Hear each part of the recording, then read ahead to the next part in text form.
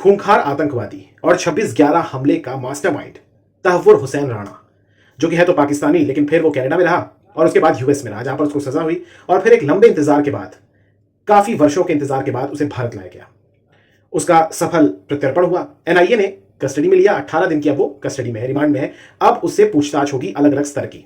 मुंबई से भी एजेंसीज आएंगी, हमले से संबंधित तमाम प्रकार के सवाल, तमाम प्रकार के एंगल्स पर जांच पड़ताल होगी और फिर न्याय होगा और इसको आप कह सकते हैं कि सजा दी जाएगी। यहां तक तो आपको सब कुछ लग रहा होगा कि इतने वर्ष बीत गए, 16-17 साल हो गए, अब इसे लाया गया है, तो शायद देश में एक ही ऐसा विषय होगा जिस पर सत्ता पक्ष और विपक्ष दोनों एक पेज पर होंगे।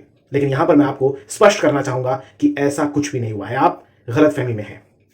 तहव्वुर हुसैन राणा जब 10 अप्रैल को दिल्ली आया पालम एयरपोर्ट पर, उसके बाद एनआईए ने उसको पहुंचाया। उसकी तस्वीर भी आई, चेहरा हालांकि उसका नहीं दिखाया गया, पीछे से उसकी तस्वीर आई हुई है जहां पर एनआईए के जो अधिकारी हैं उसको घेरे हुए हैं। एक और तस्वीर आई जो कि यूएस से आई हुई है। इसमें आप देखिए कि उसको जंजीरों से बांध रखा है, जकड़ रखा है बेड़ियों में।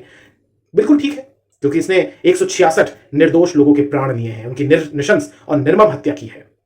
लेकिन आप कल्पना कीजिए कि हमारे देश में कुछ ऐसे राजनीतिक दल हैं जो कि देश से ऊपर अपने दल को रखते हैं और शायद दल से भी ऊपर अपने वोट बैंक को रखते हैं। मैं सिलसिलेवार तरीके से आपको कुछ नेताओं के बयान सुनाना चाहूंगा। पूर्व गृह मंत्री, कांग्रेस के नेता, बड़े ही सीनियर नेता है, वरिष्ठ नेता है, पी चिदम्बरम, वो कहते हैं कि बीजेपी सरकार जो है, मोदी सरकार जो है, जो पिछले 10 साल से ज्यादा समय से काबिज है, इसने तो कोई काम ही नहीं किया, ये तो सिर्फ क्रेडिट लेने की होड़ में है, रेस में लगी हुई है कि किसी तरीके से तहव्वुर हुसैन राणा का श्रेय मिल जाए। बल्कि हमने ही सब कुछ किया है, कि कांग्रेस पार्टी ने सब कुछ किया है, लंबी प्रक्रिया की, हम ही ने तमाम डोजियर्स, तमाम अलग अलग जगहों बातचीत की, अमेरिका से बातचीत, सत्ता से, उसके बाद आज ये फल मिला है। लेकिन प्रयास कांग्रेस ने किया है। कांग्रेस पार्टी के नेता ये बताना भूल गए कि सबसे ज्यादा आतंकी हमले भी उन्हीं के दौर में हुए थे। खैर, कन्हैया कुमार, वैसे तो जेएनयू के बाद से काफी ज्यादा फेमस हुए, कन्हैया कुमार आजकल बिहार में पदयात्रा कर रहे हैं, बिहार की राजनीति में सक्रिय होना चाहते हैं। जनता से लताड़ खाने के बावजूद भी इनके एटीट्यूड में नरमी नहीं आई। इन साहब से जब प्रेस कॉन्फ्रेंस के दौरान पत्रकार ने पूछा कि तहव्वुर हुसैन राणा को लेकर आए हैं, अमित शाह जी को कोट भी किया गया जो कि गृह मंत्री हैं, तो इन्होंने बात को पलटा दिया। बात को उन्होंने ऐसे पलटाया कि क्या 15 लाख रुपए आए। फिर अमित शाह के प्रति अभद्र बातें भी की, भद्दी बातें भी की, वो मैं बताना नहीं चाहता। यानी आप इन लोगों से कुछ भी पूछिए, ये हर चीज में पॉलिटिक्स लेकर आएंगे। ये वो एक पेज था जहां पर शायद भारत के नेता एक पेज पर आते और ये बात करते कि इंसाफ होगा, लेकिन यहां भी विपक्ष ने, मुख्य रूप से कांग्रेस पार्टी ने, कोई कोर कसर नहीं छोड़ी इसे राजनीतिक रंग देने की। इसके अलावा पृथ्वीराज चौहान, जो कि महाराष्ट्र के पूर्व मुख्यमंत्री हैं, पृथ्वीराज चौहान ने एक और बयान दिया। उन्होंने कहा कि न्यायिक प्रक्रिया के तहत इंसाफ होना चाहिए। चलिए यहां तक तो बात ठीक है। इन्होंने यह भी कहा कि तहव्वुर को भी मौका दिया जाना चाहिए कि वो भी अपनी बात रखे। बताइए, ये हाल है।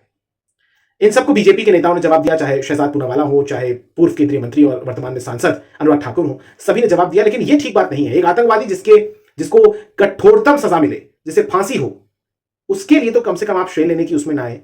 दुनिया देख रही है, पाकिस्तान से सीखिए। पाकिस्तान के विदेश मंत्रालय ने साफ तौर पर कह दिया कि हमारे तहव्वुर से कोई संबंध नहीं है। और आप देखिएगा कि उनकी तमाम पार्टियां, चाहे कोई भी पार्टी हो, चाहे पीपीपी हो, चाहे पीटीआई हो, चाहे पीएमएलएन हो, तमाम लोग एक ही पेज पर आएंगे। वो सब अपने विदेश मंत्रालय के साथ रहेंगे, क्योंकि जब बात इंटरनेशनल मैटर्स की आती है तो वो एक पाकिस्तान के रूप में एक सामने आते हैं, एक यूनिट के तौर पर, काम के तौर पर, कौम के तौर पर आते हैं। लेकिन यहां भारत में कुछ ऐसे राजनीतिक दल है जो कि सिर्फ दलगत राजनीति से ऊपर नहीं उठ पा रहे, वोट के लिए एक समुदाय विशेष नाराज ना हो जाए, वो इस तरीके के बयान दे रहे हैं। सोचिए, आप कल्पना कीजिए।